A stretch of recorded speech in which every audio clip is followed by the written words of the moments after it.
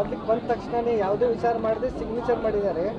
ಕೋರ್ಟಲ್ಲಿ ಕೂಡ ಇವತ್ತು ಪ್ರಕರಣ ನಡೀತಾ ಇದೆ ಅನ್ನುವಂಥ ಮಾತನ್ನು ಇವತ್ತು ಹೇಳಿದ್ದಾರೆ ಸರ್.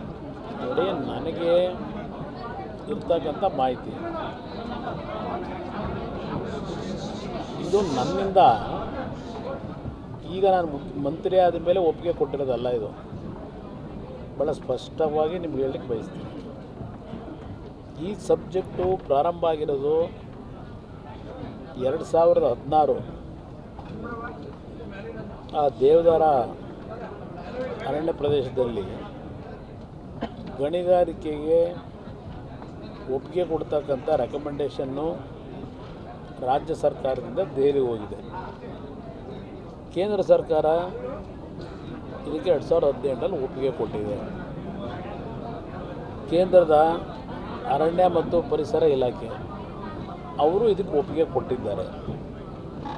ಇದು ಪ್ರೋಸೆಸ್ ಆಗಲೇ 2016 ಪ್ರಾರಂಭ ಆಗಿ ನನ್ನ ಮುಂದೆ ಮೊನ್ನೆ ಬಂದಿರತಕ್ಕಂಥದ್ದು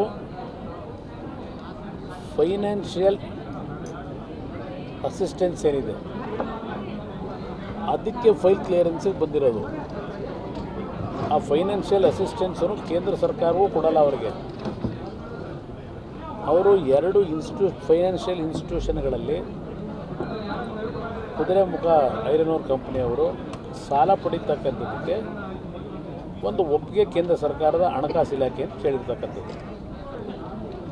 ಅವರ ಫೈನಾನ್ಸ್ ಇನ್ಸ್ಟಿಟ್ಯೂಷನಿಂದ ಬರತಕ್ಕಂಥ ಸಾಲದ ಒಂದು ಮೊತ್ತ ಮತ್ತು ಅವರ ಶೇರ್ ಅಮೌಂಟ್ ಏನಿದೆ ಅದರಿಂದ ಆ್ಯಕ್ಟಿವಿಟೀಸ್ ಪ್ರಾರಂಭ ಮಾಡ್ತಕ್ಕಂಥದ್ದಕ್ಕೆ ಇದು ಪ್ರೋಸೆಸ್ ಆಗಿರ್ತಕ್ಕಂಥದ್ದು.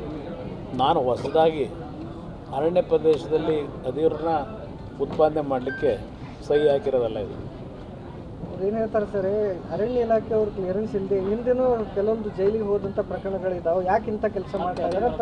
ಇದರಲ್ಲಿ ಒಂದು ನಿಮಿಷ ನಾನು ಮಾಧ್ಯಮದ ಮುಂದೆ ಅವರು ಹೇಳಿಕೆ ಕೊಡೋದಕ್ಕಿಂತ ಯಾವಾಗ ಬೇಕಾದರೂ ಬಂದು ನನ್ನ ಕಚೇರಿ ತೆಗೆದಿರ್ತದೆ.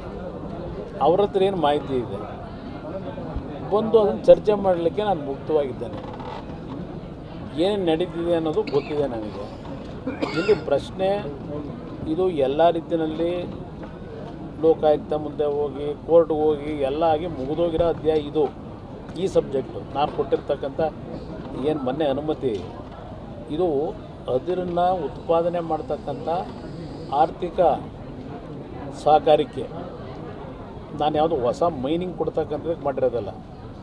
ನಂತರ ಇಲ್ಲಿ 404ಕ್ಕೆ ನಾನು ಮೊದಲೇ ಹುಬ್ಳಿಲೂ ಹೇಳಿದ್ದೇನೆ. ಈ ಮತ್ತೆ ನಿಮ್ಮ ಮುಂದೆ ಅದನ್ನು ಮತ್ತಿನ್ನು ಹೇಳಬೇಕೀಗ. ಇಲ್ಲ, ಇವತ್ತು ಅವರು ಮಾತಾಡಿದ್ದಕ್ಕೆ ನಿಮ್ಮ ಪ್ರಶ್ನೆ ಕೇಳ್ತಾ ಇರೋದು ಸರ್. ಇಲ್ಲ, ಅವ್ರಿಗೆ ಏನೋ ಅದ್ರ ಬಗ್ಗೆ ಅನುಮಾನ ಇದ್ದರೆ ರೆಕಾರ್ಡ್ಸ್ ಏನಿದೆ ಅವರಿಗೆ ತೋರಿಸ್ತೀನಿ, ಬಂದು ನೋಡೋಕ್ಕೆ ಹೇಳಿ. ಸರ್, ತಾವು ಕೈಗಾರಿಕಾ ಸಚಿವರಾಗಿದ್ದೀರಿ ಸರ್.